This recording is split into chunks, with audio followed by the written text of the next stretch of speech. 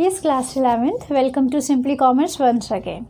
हम लोग कर रहे हैं own fund sources of business finance chapter है। सोर्सेज ऑफ बिजनेस फाइनेंस में ओन फंड हमने स्टार्ट किया हुआ है।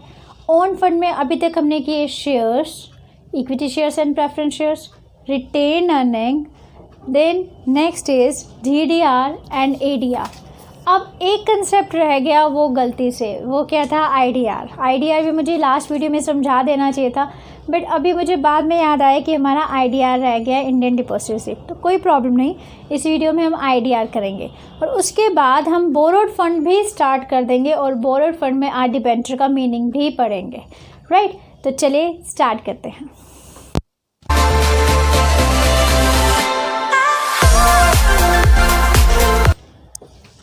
इस क्लास 11 स्टार्ट करते हैं। आज का टॉपिक ADR।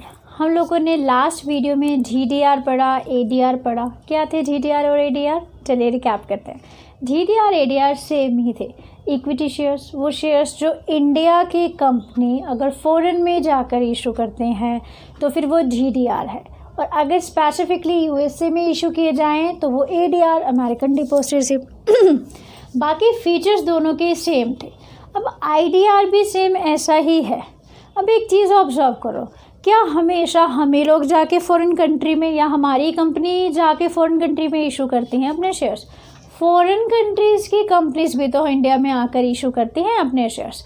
तो वो क्या है? वो इंडियन डिपॉजिट रिसीप्ट। तो इंडियन डिपॉजिट रिसीप्ट वो शेयर्स हैं, वो फॉरेन कंपनी के शेयर्स हैं जो कि फॉरेन कंपनीज इंडिया में आकर इशू कर रही हैं, और यहाँ पर कौन खरीद रहा है? इंडिया के लोग ही उसको खरीद रहे हैं, और वो इंडियन मार्केट में ही ट्रेड की जा रही हैं, खरीदी और बेची जा रही हैं, राइट। बाकी सब चीज़ें बिल्कुल सेम। यहाँ पर भी एक बैंक होगा डिपॉजिटरी जो कि एक मीडिएटर का काम करता है। वही चीज़ें इन ADR को कभी भी, जो भी ADR खरीदता है उसको कभी भी वोटिंग राइट्स नहीं मिलते हैं कंपनी में। ये लोग अपने ADR को इक्विटी शेयर में चेंज करा सकते हैं और डिविडेंड गेट कर सकते हैं। बाकी सब फीचर्स आपके सेम ही रहते हैं GDR ADR जैसे, राइट। एक बार इसको पढ़ते हैं IDR को। IDR Indian depository receipt.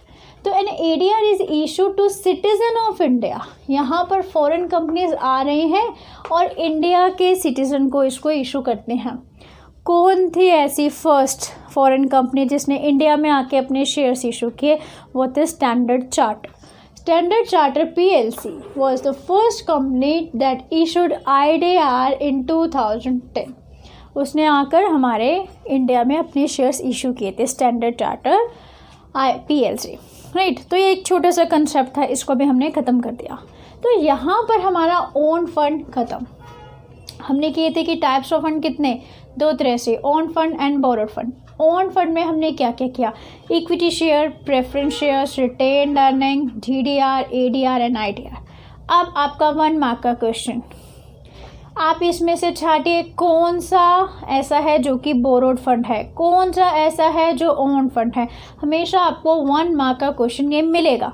उसमें आपको 3-4 चीज़ें दी होंगी, GDR भी दे दिया, ADR भी दे दिया, और आप कंफ्यूज हो जाएंगे ओन फंड GDR ADR है या नहीं। क्योंकि मैं 50% ऑफ द स्टूडेंट्स के जब पेपर चेक करती हूँ तो उसमें मोस्ट ऑफ द टाइम वो बोरोड फंड में GDR को लगा देते हैं।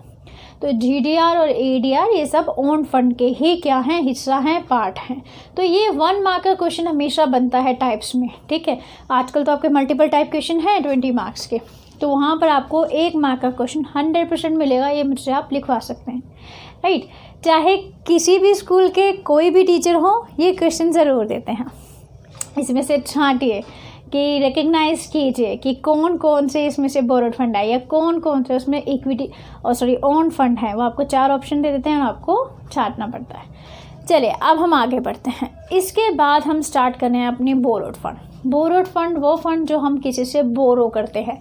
ओन फंड क्या होता है? कंपनी के जो उसके अपने पैसे हैं, own fund. Borrowed fund borrowed कहलाते हैं, मतलब इस पे इंटरेस्ट भी देना पड़ता है, किसी से उधार लिया है, तो that is called borrowed fund. Borrowed fund में हम क्या क्या पढ़ने वाले हैं? तो आपके सिलेबस में क्या क्या है? बोरोड फंड में सबसे पहले डिबेंचर्स हम लोग पढ़ेंगे, लोन फ्रॉम फाइनेंशियल इंस्टीट्यूशन पढ़ेंगे, लोन फ्रॉम कमर्शियल बैंक पढ़ेंगे, पब्लिक डिपॉजिट पढ़ेंगे, एंड लास्ट ट्रेड क्रेडिट पढ़ेंगे। उसके बाद इंटर कॉर्पोरेट डिपॉजिट भी है, बट लेकिन आपके सिलेबस का पार्ट नहीं है इस साल वो, तो इंटर कॉर्पोरेट डिपॉजिट हम लोग नहीं पढ़ेंगे। तो टोटल 5 थिंग्स या 5 बोरोड फंड हम लोग पढ़ने वाले हैं और स्टार्ट करने वाले हैं सबसे इम्पॉर्टेंट फंड से, that is called debenture. 12th में भी रहेगा, हायर स्टडी में भी आपका एक पार्ट रहेगा, तो इसलिए हम इसको अच्छी तरह से पढ़ेंगे। अब डिबेंचर्स हैं क्या? अब डिबेंचर्स जैसे आप हम पूरा पीछे जाते हैं हम शेयर्स में पढ़ते हैं। मैं आपको कहती थी कंपनी को पैसे की ज़रूरत है। कंपनी क्या इशू करती है? शेयर्स इशू करती है। Share is like a document, एक डॉक्यूमेंट आपको दे दिया जाता है, आप उसको कंपनी को पैसे दे देते हैं, कंपनी के पास पैसा पहुंच गया, आपके पास वो डॉक्यूमेंट पहुंचा, आप शेयर होल्डर हो गए, ठीक है, आप ओनर हो गए कंपनी के। अब वो डॉक्यूमेंट पहुंचा, इसलिए मैं आपको इसलिए बोल रही हूँ क्योंकि आप इससे इजीली समझ जाएंगे। लेकिन आजकल क्या होता है, कंप्यूटराइज्ड होता है, डीमैट अकाउंट खुलते हैं, उसी में ही शेयर जब खरीदते और बेचे जाते हैं डेबिट और क्रेडिट होता है, तो उस चीज़ को रहने दो, वो 12th में पढ़ेंगे। लेकिन अभी सिर्फ ये समझो कि आपको एक डॉक्यूमेंट दिया गया, आप शेयर होल्डर हो गए कंपनी के, कंपनी ने आपसे पैसा ले लिया, अब वो हर साल आपको डिविडेंड भी देती रहेगी। डिबेंचर्स भी सेम ऐसे हैं। इक्विटी शेयर्स में क्या होता था, ये शेयर होल्डर्स तो ओनर होते थे कंपनी के, है ना, लेकिन जो डिबेंचर्स हैं यहाँ पर भी कंपनी अपने फंड्स की ज़रूरत को पूरा करती है। कैसे? कंपनी को पैसे की ज़रूरत है तो कंपनी क्या करेगी, डिबेंचर इशू करेगी, ठीक है। आप इन्वेस्टर हैं, आप क्या करेंगे, उस डिबेंचर को खरीद लेंगे, ठीक है। सपोज 100 का है, 200 का है, जो भी है, तो आप वो 100 या 200 रुपीज़ क्या कर देंगे, कंपनी को दे देंगे। ऐसे बहुत सारे डिबेंचर्स होंगे, 20,000 30,000 डिबेंचर्स होंगे जो कि कंपनी क्या करेगी, इशू करेगी। आप कंपनी के डिबेंचर्स खरीद लेंगे, वो डॉक्यूमेंट रख लेंगे अपने पास, वहाँ पे लिखा होगा कि आपने 100 डिबेंचर्स खरीदे हैं। Now you are the debenture holder of the company, right. आपको क्या बोलेंगे, डिबेंचर होल्डर। कंपनी को पैसे मिल गए, लेकिन ध्यान रखना, डिबेंचर्स एक टाइम, स्पेसिफिक टाइम के लिए इशू किए जाते हैं। कंपनी आपको कहेगी कि आफ्टर 20 ईयर्स, आफ्टर 30 ईयर्स आपको आपके डिबेंचर के पैसे वापसी दे दिए जाएंगे। आपने कंपनी को 20,000 रुपीज़ दिए, मतलब 20,000 के डिबेंचर्स खरीदे, तो 20,000 रुपीज़ कंपनी को मिल गए। ये 20,000 रुपीज़ कंपनी एक स्पेसिफिक टाइम, जो कि पहले ही मेंशन होगा कि उस टाइम के बाद आपको ये पैसा वापसी कर देगी।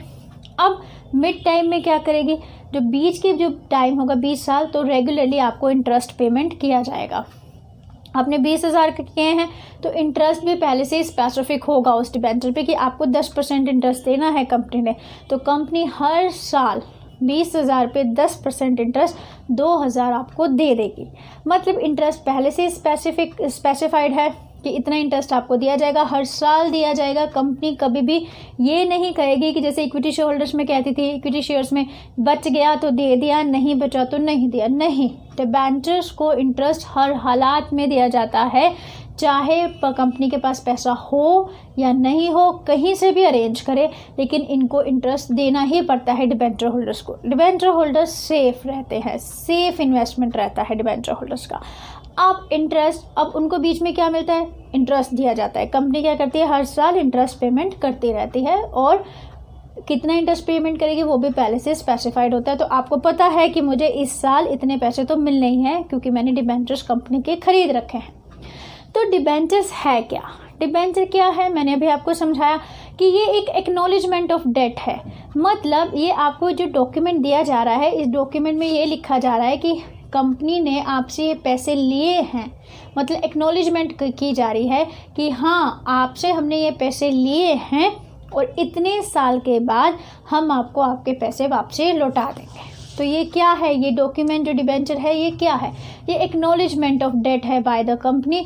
एक तरह से एक्नॉलेजमेंट दे रही है कि मैंने आपसे लोन लिया हुआ है, जो कि मैं कुछ टाइम के बाद आपको वापसी करने वाले हूँ, राइट।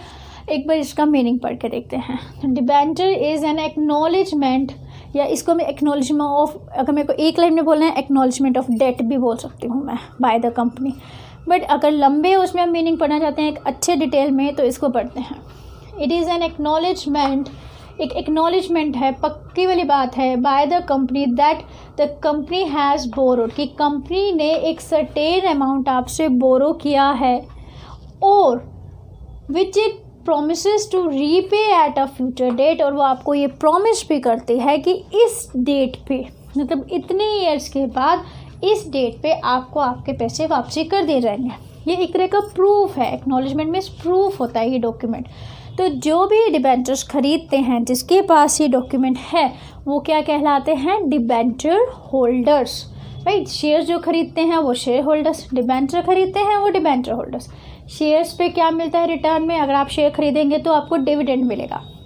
डिबेंचर्स खरीदेंगे कंपनी के तो आपको इंटरेस्ट मिलेगा, वो भी एक पक्का इंटरेस्ट मिलेगा, डेफिनेट इंटरेस्ट मिलेगा, राइट।